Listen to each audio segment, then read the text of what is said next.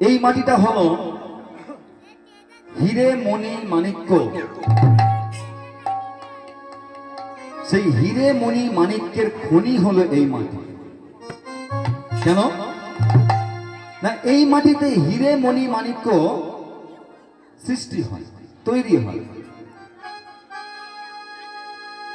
এক সময় আমার একটা কথা মনে আছে,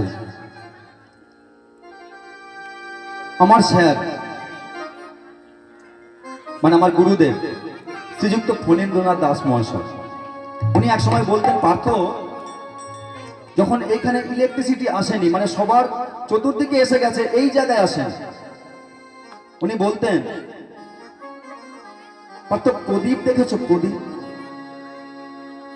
প্রদীপ যেমন চতুর্দিকটা আলো বিকিরণ করে, তার নিচেটা অর্থাৎ তলাটা ঠিক অন্ধকার থাকে।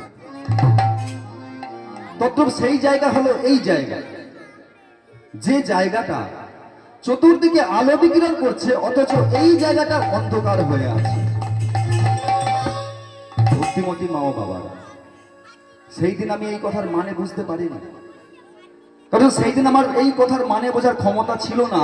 কিন্তু আজকে আমি রন্ধে রন্ধে বুঝতে পারছি এই কথার কতটা গুরুত্ব।